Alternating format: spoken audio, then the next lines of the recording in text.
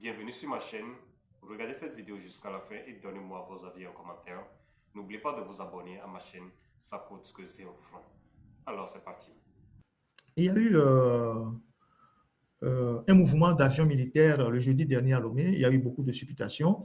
Je voulais aussi apporter quelques éléments de précision sur ces supputations-là. Il y a eu un avion militaire, pas celui-là d'abord, celui du Niger. Il y a eu un avion militaire du Niger qui avait atterri à Lomé le jeudi après-midi, un C-130. Hercule du Niger qui est arrivé à Lomé jeudi. Et puis après, l'après-midi, il y a eu un autre avion de même type militaire qui est venu du Bénin. Donc la zone aéroportuaire jusqu'à Itiranawe a été bouclée. Voilà l'avion du Bénin. Celui-là est venu du Bénin. C'est aussi un C-30 Hercule avec son immatriculation.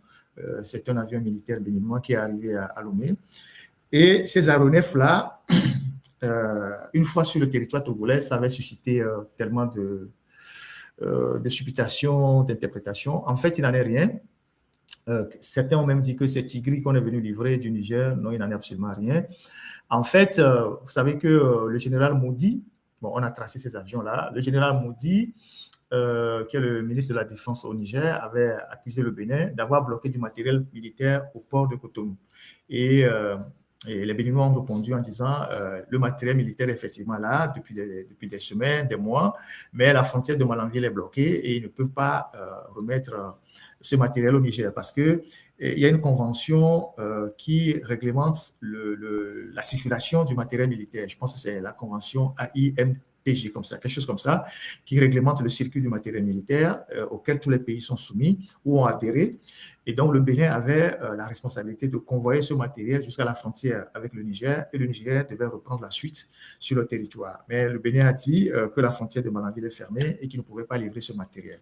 Entre-temps, le Niger a souhaité que le matériel passe par le Togo pour remonter par le Burkina. Le Bénin a dit non, il n'en est pas question parce que la zone sud du Burkina n'est pas sécurisée, les bandits et les djihadistes sont partout et qu'il n'était pas question de suivre ce circuit-là. Donc, la situation était bloquée.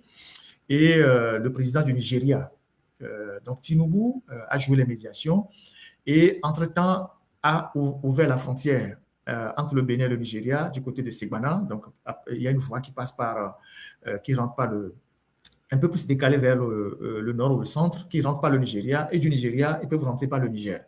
Donc, le président Tinubu a ouvert cette frontière-là avec le Bénin et ensuite a ouvert aussi la frontière de l'autre côté avec le Niger, ce qui a permis à 150 véhicules, des titans qui avaient des marchandises, sont rentrés au Nigeria et du Nigeria, ils sont rentrés au Niger.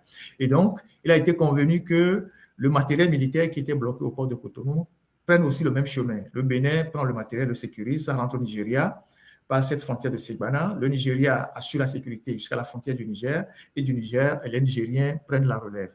Sauf que il y a les véhicules, il y a les blindés, il y a les pick-up, mais il y a aussi des armes et les munitions.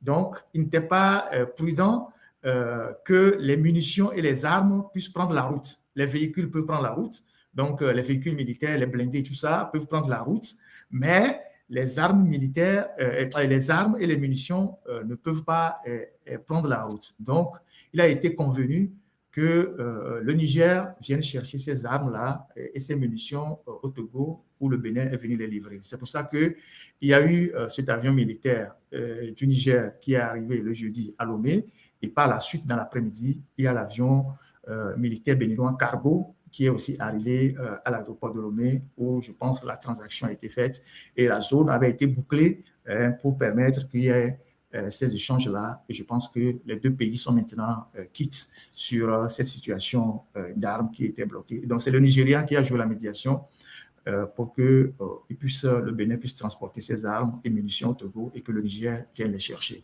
Voilà pourquoi il y a eu ce balai d'aéronefs militaires entre le Bénin et le Togo et entre le Niger et le Togo. Voilà, c'était la précision.